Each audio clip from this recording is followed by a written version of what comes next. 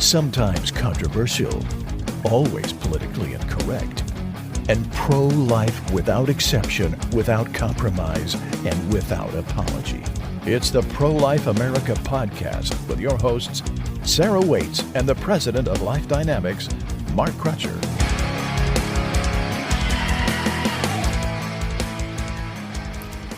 Welcome back to the Pro-Life America podcast. I'm your host, Sarah Waits, and I'm joined by my co-host, Mark Crutcher's daughter, Sheila Crutcher. Hey, Sheila. Hey, everyone. We finally are back. We're finally back. We disappeared for about a month, unfortunately, by accident. Mm-hmm. We went on a trip, which we planned. We've been planning for like 9 months. Mm-hmm. And then, of course, as our luck would have it, we both caught COVID. Right. Right on the heels of the trip. As soon as we got back, I started, feeling bad. And I thought it was just a sinus infection. And then my brother got it and I got it. I was the last one to fall. Yes. I was the stoic one for a while. So we got COVID and finally back. Yeah, we're finally back and opened up the news and we thought the world is going crazy. But before we get into the craziness, I do want to wish a belated Mother's Day to our female listeners out there who are mothers. Yes. Happy Mother's Day to you. And on the note of Mother's Day, even though this is a little bit delayed, I had to cover this. So Operation Rescue reports that a abortionist or an abortion clinic employee, I don't know if this is the abortionist or just an employee, right, at the Toledo Women's Center in Toledo, Ohio, which they don't do any surgical procedures, but they do chemical abortions up to 10 weeks, and then I guess they refer to another location for surgical abortions. But this clinic worker or abortionist has been seen bringing her infant to work, which is staggering considering most abortion clinics and Planned Parenthoods, as a general rule, don't allow children, let alone babies, and even in the waiting rooms. Yeah, they don't want children anywhere near the killing clinics to remind people who they're killing. Yeah, so for a clinic employee to be bringing a child in there is bizarre from that aspect, but I just can't imagine wrapping my head around bringing my child into a clinic and then turning around and then killing these other children. Well, these people, they're just so bizarre. It reminds me of that abortionist. We have this on our website, quotes, talking about, like, if she goes down one hallway, she's bringing in life into the world. Goes down another hallway, she's killing life. Or about the abortionist who was pregnant and performed abortions and was reassembling the parts, and it was like the baby that she had just aborted was about the same gestation as her baby, and so she was assembling the parts and being like, oh wow, this is what my baby would look like, right? And she could feel her baby kicking at the same time. The mental gymnastics that these people go through to rationalize and be okay with what they do is nuts. So like I said, I just thought it was crazy. I just had to bring this up because I don't know, you never really seem to see this happen ever. Yeah, or at least they don't want to admit bringing their own kids around while they're killing everybody else's. So. Speaking of crazy and kids, you found something. Yes. So the WHO, which is, for those who don't know, the World Health Organization, they have recently renewed their education, quote, guidance for schools to push sexuality education. This report that calls for that is called the Standards for Sexuality Education in Europe. It's their standards. Oh, yes. So this is their 68-page report. They say that children under four should be encouraged to ask questions about sexuality and explore gender identities. I'm sorry, what do these people think that children at 4 years old are doing? I remember, when I was 4 years old, I was playing in the backyard, rolling in mud and stuff. Was that your gender identity? Did you identify as a mud monster? I guess so. I didn't express that. Children at 4 years old have no business knowing or learning anything about sexuality. I mean, it's crazy. And they even go as far as saying that sexuality is present at birth. No, it's not. I mean, this is some kind of Freudian messed up psychology that they're trying to push on these schools. Well, what's crazy is if you ask the psychology community and they will say that Freud was obsessed with sex, this kind of stuff is absolutely bizarre. The report also calls for supplying information to toddlers about enjoyment and pleasure when it comes to touching one's own body. In other words, masturbation. They're wanting European schools to teach this to little kids. Why does a 4 and 6-year-old need to know about masturbation? Well, I mean, they don't. They don't. But I mean, this goes along with their whole agenda of exposing kids to this stuff so that later on they, when they get pregnant, they can push birth control and abortion and get in early, Plan B and all of that on You them. hate to accuse anybody of sexualizing children. But when you look around and you see stuff like that, I mean, there's no reason to be discussing this with kids this age. No, Sarah, you're wrong. I don't hate to accuse anyone if it talks like a duck and quacks like a duck. It is a duck, and that's exactly what these people are doing. So the advocacy group of Safe Schools Alliance has demanded an urgent inquiry to be conducted into the potential links between the guidance and education policies in the UK, because they said, we find it extremely concerning that the UN and the WHO are promoting an approach that is experimental, unscientific, and appears to be aligned with the work of unethical individuals and organizations, including those promoting the acceptance of pedophilia. And all of this is coming on the heels of 2 UN bodies pushing a report that outlines an agenda to decriminalize all consensual sexual activity, even between adults and minors. I mean, not to get into the politics of the UK, but this is an example of why the UK wanted to leave the European Union. They wanted to get out of stuff like this, and this is just one of the reasons why they wanted Brexit to happen. They're all pushing this filth, this agenda. And speaking of agendas and international politics, there was a coffee shop in Toronto that's anti-capitalist, pro-abortion cafe. And shop. They also sell books and chocolates and all these other things pushing the agenda. They're going to be closing at the end of May. It only operated for 1 year.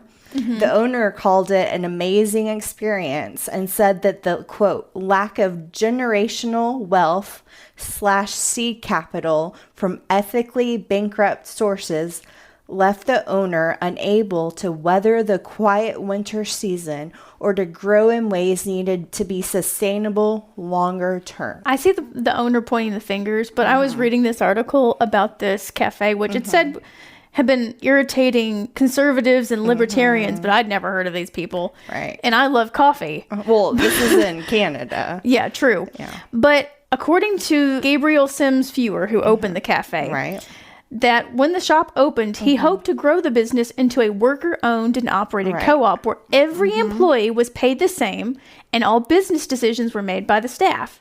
He introduced a few pay-what-you-can drinks that he hoped would be subsidized by more expensive drinks. And he was hoping to hire more workers and create more drinks and do across-the-board price cuts.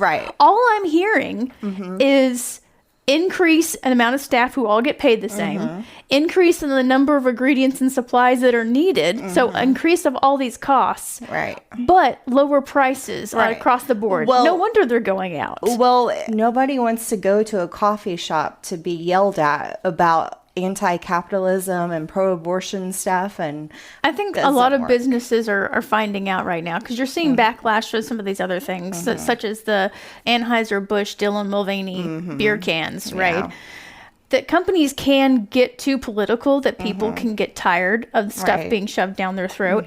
And this is a business who, when they announced that they were closing, in their statement ended with F the rich, F the police, F the state, F the colonial death camp we call Canada. I'm sure their customer service was great. Oh, yeah. And also it just shows that the anti-capitalism attitude obviously doesn't work, because there's capitalism for a reason, and that's what is more financially stable. Speaking of businesses versus the woke agenda, there's this article that came out. It's been a week or so now, but we had to share this with you because it was interesting.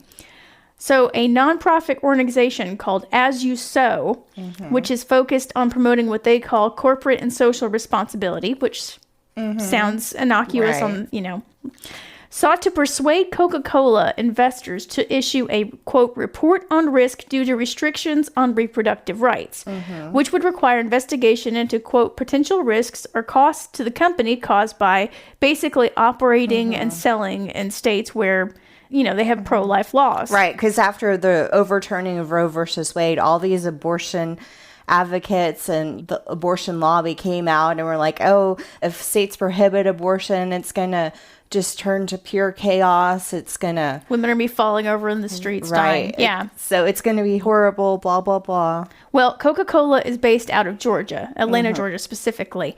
And of course, As You Sow had a problem with this. They pointed this out, and they were saying that pro-life policies in some states would cause women to leave the workforce. And I'm sure part of their argument was trying to convince Coca-Cola that they needed to leave Georgia as part of the statement. And they also were talking about their donations and stuff like this. So anyway, they put this to the board. The board rejected the proposal and said that there were measures already in place that are sufficient and appropriate to address any risks. Right. But the people from As You Sow and their allies were not happy with this. They're saying, Coke may not want to get involved in the politics of this topic, but the politics of this topic have gotten involved with Coca-Cola. That's a literal quote from Meredith Benton, a consultant who was working with As You Sow. And As You Sow CEO Andrew Behar said, we don't think it's good for business. We don't think they should be associating the brand with polarizing political topics. You don't just get caught up in anti-abortion policy. We know the people in Coca-Cola. We've been in this conversation for years. So they've been trying to push this for years.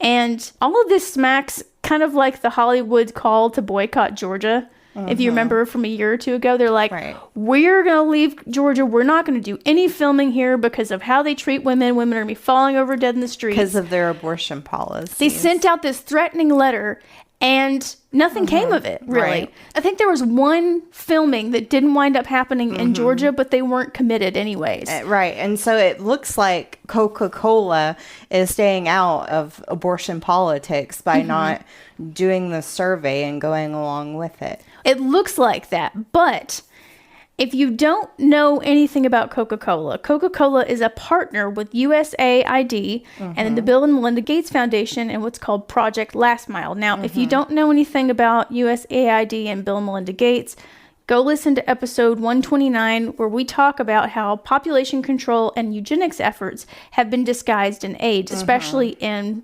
third world countries such as Africa and especially African countries. Yeah. So Project Last Mile is touted as helping provide life-saving medicine in Africa. Sounds great. Sounds wonderful. But on their website, they state that with the support of the United States Agency for International Development, which is USAID, Project Last Mile is looking to, quote, improve the availability, access to, or uptake of family planning commodities or relevant products in Africa through Project Last Mile's technical assistance in the area of root-to-root market. One of their goals is to increase abortion, birth control, and all these other things. That's one of their goals. I mean, these organizations like this, these so-called aid organizations, it's all about eugenics. And I mean, we talk about that in My Alpha 21. You've talked about that in previous podcast episodes. And also, you mentioned the Bill and Melinda Gates Foundation. There's a huge red flag right there whenever you see that organization. Yeah. I mean, it sounds crazy to say this, and I know that we sound nuts for saying this, and you're like, well, how is this so bad? Because it looks like a lot of Project Last Mile does is stuff like HIV medications and treatments, malaria. There's maybe a lot of good things that they do. However, you have to see what the underbelly of this. In Project Last Mile's 2020 report, they stated that in 2020, there was a, quote, scale up of our redesigned last mile delivery model and digital data collection program launched in another district in Sierra Leone with the aim of strengthening distribution and availability of family planning commodities. They also state that in Eswatini, Project Last Mile developed a radio series targeted at young women called The Next Chapter. The 12-part show was distributed on national radio. Was designed to be a bingeable series about a group of girlfriends who help one another overcome challenges. Episodes featured implicit and overt messaging about sexual reproductive health, wellness, and COVID-19. So you have this organization that they say, oh, look at all this we do this, we do this, we do this. And then you dig into the surface and you see that a bunch of the aid is just related to, quote, family planning, aka abortion. To the people who live in these countries and they turn around because the West says, oh, we're going to bring you all this aid, we're going to help. And then there's boxes and boxes of birth control and abortion. It is insulting. It is demeaning. And our taxpayer dollars are paying for some of this stuff. Oh, yeah. Your money, your tax money is going to Africa to push birth control, abortion, and contraception on the people there, regardless of their feelings on it. Right.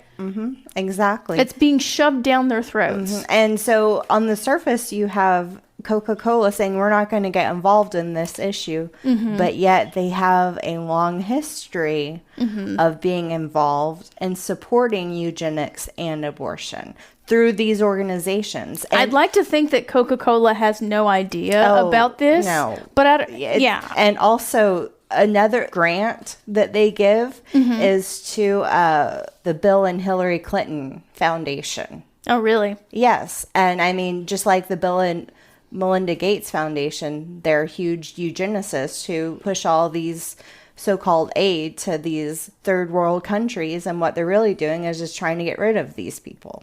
We're not saying not to drink Coke, but this is just one of the things that people need to know about. So don't believe their lies. This corporation is getting involved, even though it may not seem like it. They really are, and they have a history of being involved. Yeah. So anyway, this is just a taste of some of the crazy things that are going on right now. Right. There was more things that we were so tempted to put in here, but I mean, it could be like hours and hours of content if we were to include all the craziness going on. But these are just a few things to keep in mind. And like we have done in the past, we did a quote from my dad called From the Mouth of Mark. And this week's one, I think, is very appropriate for the craziness. And this is his quote. The question is whether America has degenerated into the kind of place in which adults can hire serial killers to butcher helpless children, have no remorse about it, and still claim to be both morally and mentally healthy. If that is where we are, then ours is truly a nation without hope. Only God knows, and only time will tell if that is the situation. Until then, the pro-life movement will continue to fight this Holocaust with all the resolution and commitment necessary for victory. And on that note, if you guys have a suggestion about something that you would like to hear in the podcast, you can always submit that at lifedynamics.com/podcast. And also give us a review of the podcast. Let us know how you think we're doing. Good, bad, and the ugly, right? Well, hopefully good. Hopefully good, but not ugly. That's all we have for this week. Yep. Until next time, Life Dynamics is not here to put up a fight. We're here to win. Because winning is how the killing stops. Thank you guys for listening. We will see you, as long as we don't get COVID, next week. Bye, guys. Bye.